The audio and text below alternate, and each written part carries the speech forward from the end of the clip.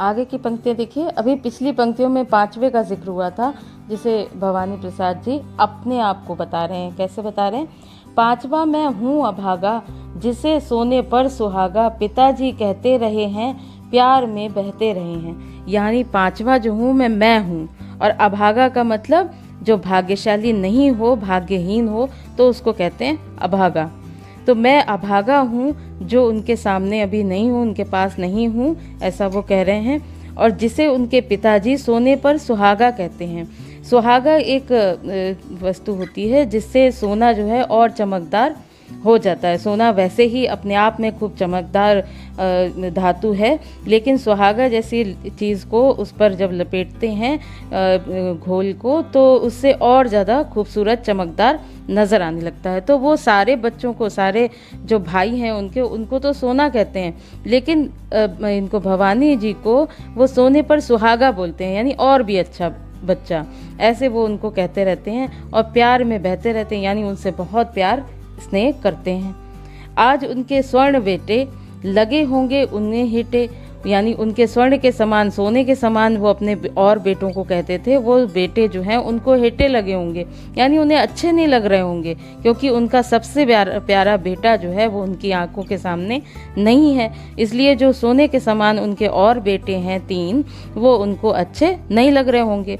क्योंकि मैं उन पर सुहागा बंधा बैठा हूँ अभागा, क्योंकि मैं उनके सामने हूँ नहीं और यहाँ बंधन में, जेल में पड़ा हुआ हूँ, इसलिए पिताजी को और बच्चे भी अच्छे नहीं लग रहे होंगे। यहाँ पर आप विशेष के लिए आप लिखेंगे कि कवि को अपने पिता से तथा पिता को पुत्र से गहरा लगाव है, जो पंक्तियों में स्पष्ट हो रहा है। और भवानी को अपना सबसे श्रेष्ठ और गौरवशाली वो पुत्र मानते हैं। ऐसा क्यों मानते होंगे? इसलिए मानते होंगे क्योंकि उन्होंने क्रांतिकारी के रूप में अपने भारत को आज़ाद करने का प्रयास किया, और उसमें भाग लेना ही उनके लिए गौरव से पूर्ण है। यानी वो अपने बच्चे पर प्राउड फील करते होंगे कि उन्होंने अपने देश के हित में जेल जाना भी स्वीकार किया है। कवि जेल में बंद होने के कारण और परिवार से दूर रहने के कारण स्वयं को अभागा कहते हैं। परिवार से दूर होने की वजह से वो अभागा कह रहे हैं, लेकिन देश हित में अगर वो जेल में बंद हैं तो उसे वो अपने लिए सौभाग्य मानते होंगे। सोने पर सुहागा मुहावरे का कुशलता पूर्वक प्रयोग भी यहाँ पर नजर आ रहा है। नेक्स्ट पंक्तियाँ। और माँ ने कहा होगा दुख कितना बहा होगा, आँख में किस लिए पानी, वहाँ है अच्छा भवानी। यानी माँ ने अपने पति को, यानी भवानी जी के पिताजी को समझाया होगा कि रोने की ज़रूरत नहीं है, आंसू बहाने की बिल्कुल ज़रूरत नहीं है, क्योंकि भवानी प्रसाद वहाँ पर, भवानी यानी उन्होंने अपने स्वयं के लिए कहा है कि माँ समझा रही होगी कि बेटा जेल में ठीक ठाक है, वह तुम्हारा मन समझकर और अपनापन समझकर गया है, सो ठीक ही है, यह तुम्हारी लीक ही है। यहाँ वो माँ अपने पति को समझा रही है कि तुम्हारा बेटा तुम्हारा मन को समझ के गया है, यानी तुम्हारे मन के अनुसार ही गया है और अपनापन समझ कर गया है, और जैसा तुम परंपरा निभा रहे थे पूर्वजों की, वैसी ही परंपरा, तुम्हारी ही तो परंपरा निभा रहा है, यानी वो बिल्कुल ठीक है और हम जैसा चाहते थे वैसा ही कर रहा है। पाँव जो पीछे हटाता, कोख को मेरी लजाता। यहाँ माँ अपनी अनुभव को कह रही है कि अगर वो इस क्षेत्र में आगे नहीं बढ़ता, यानी क्रांतिकारी के रूप में नहीं जाता आगे, तो फिर मेरी कोख को लजा देता, यानी मुझे लज्जा का कारण बनना पड़ता कि अगर वो अपने कर्तव्य के मार्ग से हट जाता तो मुझे लज्जित होना पड़ता।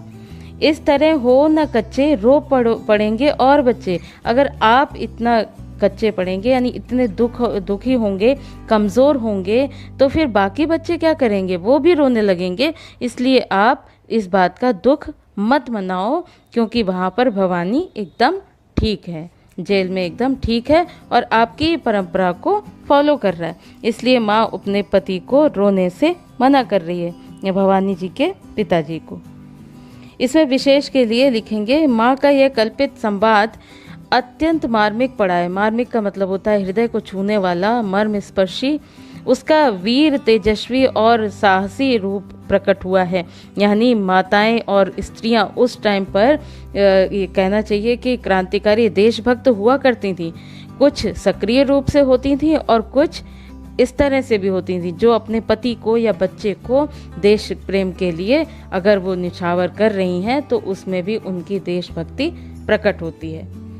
संवाद शैली के कारण यह कथन बहुत सजीव बन पड़ा है। पांव पीछे हटना, कोख को लजाना मुहावरों का सशक्त प्रयोग हुआ है। अगली पंक्तियां, पिताजी ने कहा होगा हाय कितना सहा होगा, कहाँ मैं रोता कहाँ हूँ, धीर मैं खोता कहाँ हूँ।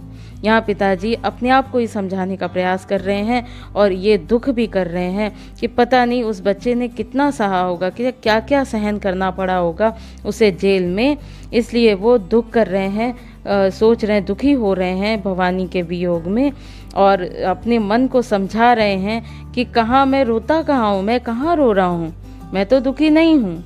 ये कोशिश कर रहे हैं समझाने की अपने आप को भी और भवानी जी की माता को भी। धीर मैं खोता कहाँ हूँ, मैं कहाँ धैर्य खो रहा हूँ, ना तो मैं रो रहा हूँ और ना ही मैं धैर्य खो रहा हूँ। लेकिन ये सब कह के वो फपक के रो रहे होंगे और माता द्वारा ढांढस बंधाने की सिर्फ बात जो है वो पूरी करने की कोशिश कर रहे होंगे।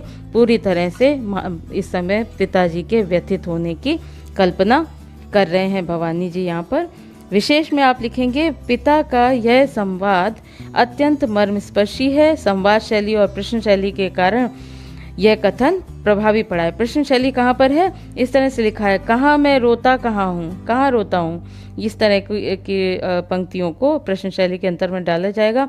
संवाद शैली इसलिए क्योंकि यहाँ पर कन्वर्सेशन हो रहा है पिता और माता का आपस में, जो सब कल्पना है भवानी जी की।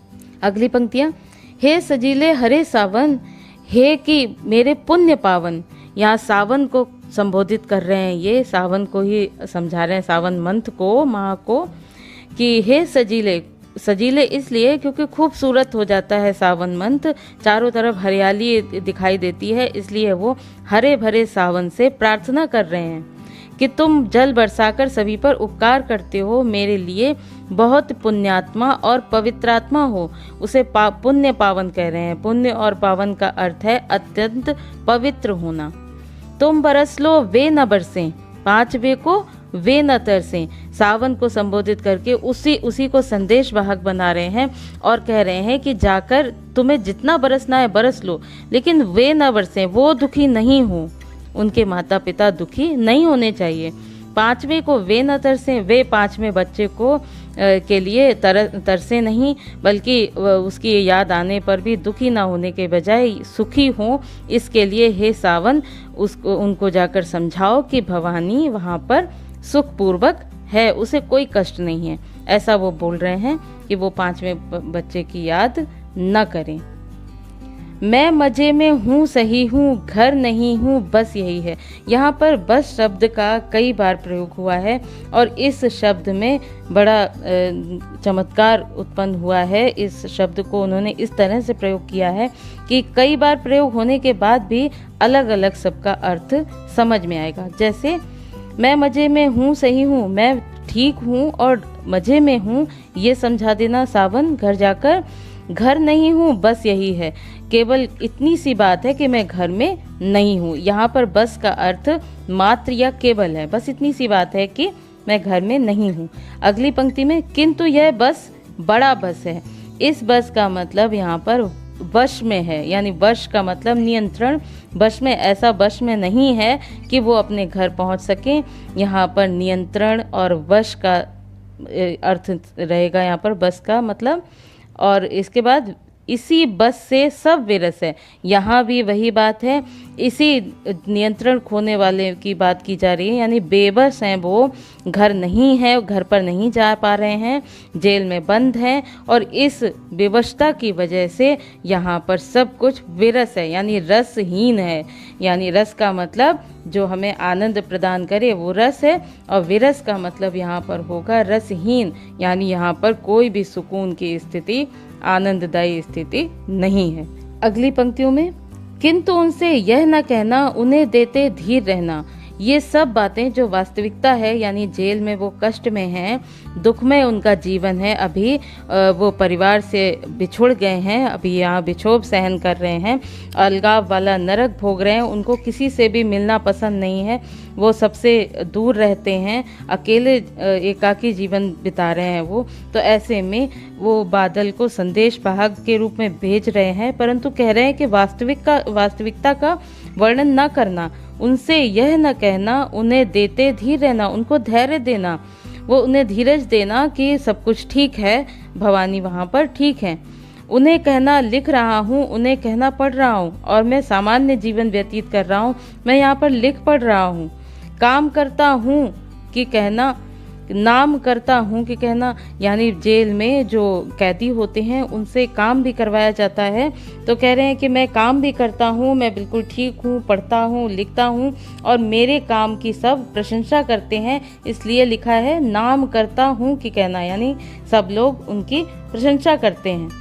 चाहते हैं लोग कहना, मत करो कुछ शोक कहना, यानी यहाँ पर सब लोग मुझे बहुत प्यार करते हैं, बहुत चाहते हैं, और मैं आपका नाम ऊंचा कर रहा हूँ, गौरवशाली कामों से अपने ऐसे काम करता हूँ जिससे आपका नाम ऊंचा हो रहा है, इसलिए तुम उसके लिए किसी प्रकार का शोक मत करो। ऐसा वो सावन को कह रहे हैं कि जाकर घर में सबको सांत्वना दो, धैर्य दो।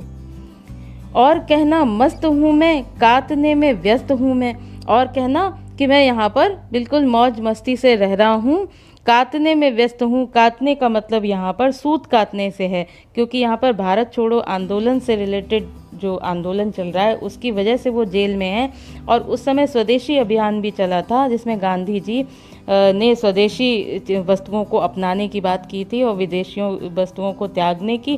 तो यहाँ पर सूत काटने का काम वो कर रहे हैं और उसमें व्यस्त हैं, ऐसा कहना सावन। वजन 70 सेर मेरा और भोजन ढेर मेरा, और कह रहे हैं कि मेरा वजन जो है, इतना मैं मौज से रह रहा हूँ, इतना निश्चिंत रह रहा हूँ कि मेरा वजन जो है 70 सेर हो गया है, 70 किलो हो गया है। मैं खूब खाता पीता हूँ, खूब खेलता हूँ, खूब खाता हूँ, कूदता हूँ, खेलता हूँ, दुख डट के ठेलता हूँ। कह रहे हैं कि खूब खेलता कूदता हूँ, मौज मस्ती से रहता हूँ, दुख डट के ठेलता हूँ, यानी दुख कष्ट मेरे पास नहीं आ पाता, मैं उसको दूर भगा देता हूँ अपने से। और कहना मस्त हूँ मैं, यूँ ना कहना अस्त हूँ मैं, और हे सावन वहाँ मेरे परिवार में जाके कहना कि मैं बिल्कुल मस्त हूँ, मैं बिल्कुल निश्चिंत हूँ, मैं ठीक हूँ।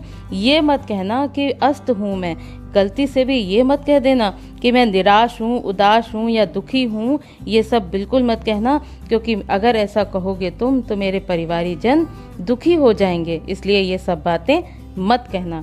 यहाँ पर विशेष होगा कवि का अथाह प्रेम, पितृ प्रेम प्रकट हुआ है, यानी पिता के प्रति प्रेम प्रकट हुआ है।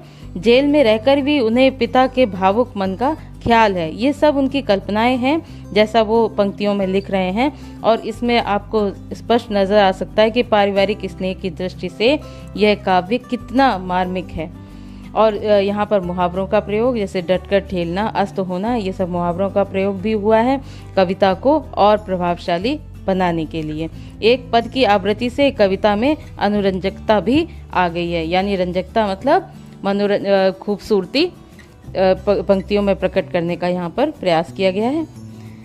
आगे की पंक्तियाँ, हाय रे ऐसा न कहना है कि जो वैसा न कहना, यहाँ पे हे सावन ऐसा मत कहना जो यहाँ पर है, जो वास्तविक चीज़ है यहाँ पर, जैसा वो भोग रहे हैं वो सब कुछ मत कहना, है कि जैसा वैसा मत कहना, जैसा दिख रहा है वैसा कुछ नहीं कहना। कहना देना जागता हूँ, आदमी से भागता हूँ, यानी ये बिल्कुल मत कह देना कि मैं रात रात जागता हूँ और घर के बारे में सोचता रहता हूँ, तुम यही कहना कि मैं यहाँ पर मस्त हूँ।